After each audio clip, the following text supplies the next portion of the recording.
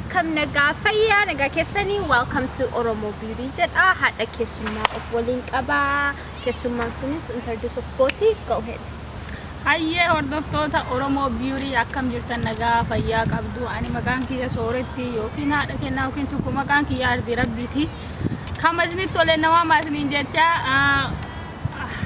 galatooma asirra feeru keessaniif isin jedha ayyee wamaamiti hayya haadha kennaa gaafin kiyya ka hadha kiyya eegaa YouTubein kiyya Oromo Beauty jedha so beauty irra relate ta'eera jechuudha wanna si gaafachuu fedhu Oromooni wanna tokko laaki goona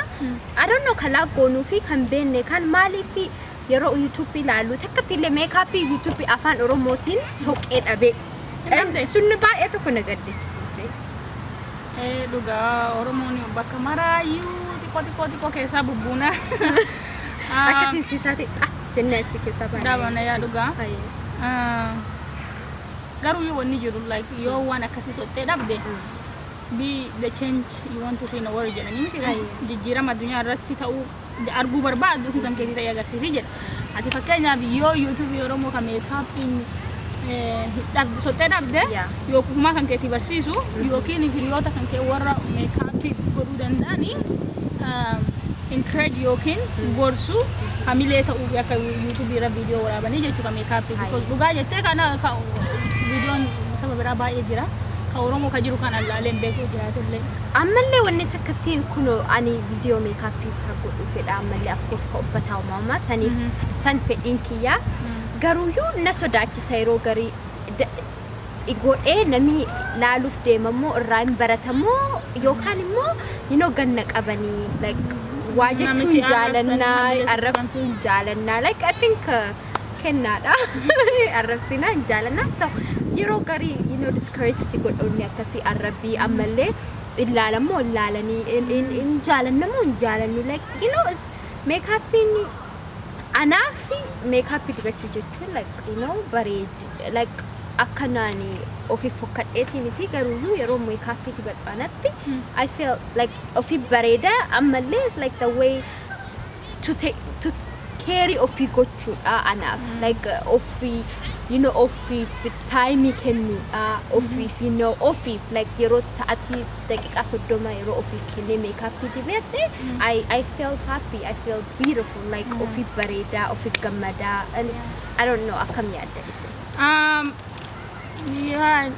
I think amma sodaa jette san irratti sodaa yookiin nami waan an jedha nami na laalu dhabaa ka jedhu sanitti tokkofa ati yoo ka makeup dibatuun si gammachiisu yoo YouTube waraabuun ka si gammachiisu you have to like yeroo maraayyuu ofirra hundaa'uu qabda si galee like waan si gammachiisu addunyaa tanarra ka jirtuu fi nama gammachiisu odoo hin taane of gammachiisu so you just have to be comfortable and confident with yourself and then give it a try and see ka laalu dhabusaan uummata Oromoo they very supportive waan magoot mara irratti dhugaa dubbatu uummata support nama godhu ammallee uummata nama ofii arguu barbaadu because waan hin jirre jechuudha yoo ati waan quality qabu waan addaa wahii gooteetti mul'ifte for sure si laalan gaafii hin qabu suni kana kaammoo pointiin biraa kati kaafte ani yeroo makeup dibadhu namaaf odoo hin taane ofiif jettee mitire nami baay'ee dubartii makeup dibatu qeequu yaalanii makeup maa dibatanii uumamaan uyyuun bareedanii makeup fuula si balleessaa yaada especially warri dhiiraa keessatti warri dhiiraa yaada kennuu barbaadan dubartoota makeup dubartiin dibatu irratti kana irratti ani dubartoota waan jedhuu barbaadu yoo makeup dibatuun si gammachiisu yoo ofitti toltu taate it is your own happiness gammachuu kan keetii akkuma jettan namaa fi dubartiin kan makeup dibatu yoo ofitti dibattee ofitti tolte den namatti illee tolta en guyyaallee gaarii qabaatta en waan gootullee confidence yookiin maali confidence afaan Oromootiin ofitti amanummaan waan gootullee goota kanaafuu ufuma filadhu sin jedha like yoo kasum si gammachiisu taate go for it put that makeup on Yes. It's your life, your face, your body, you in charge. You're the boss of your body. Okay. Yeah. Kalau kau ikut sebagai Ayo kalau tu macam level fadu. You amir regal tu orang kan object.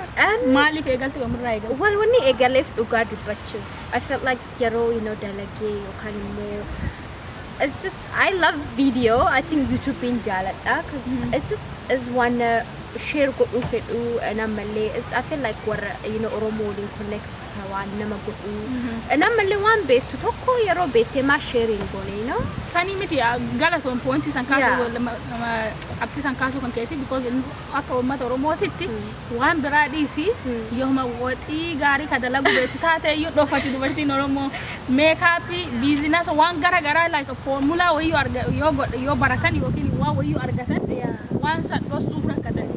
kamba mo you like ummatisa bira wan batik ko way argate jenna sada dunya barsisu akkas mata barsisu dadafani kenamon wan mo kabanne wan san nama jala do sufi like walira kana so kana yeah share go duni ana fille miti ana fille wana barsisa to calling share go to calling barsisa I think an yero idea week about it to kun yero about it fitte wali pinne I think to korra har kalama chala nafakata and amalle of course I don't know it just makes me happy it makes me I don't know ana like akko ofi mali akko of expressive yeah of ifsud ana jechuudha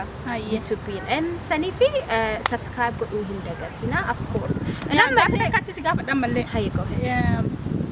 gara fuldurana titti mal en Oromo yuri ra mal argina mal abgine gatu kamna mal num diteteti no what is your plan well my plan is big dukuman it's like durana of course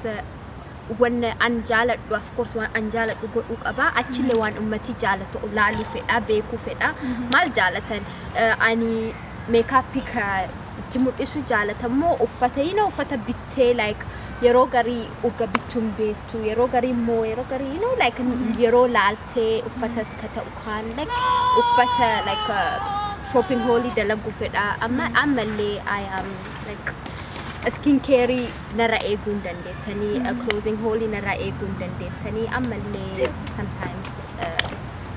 anything just in general life movie drama mali kanin kesa fasi egun dandenna sen I don't know Oromo speak yetiko namatiba tiko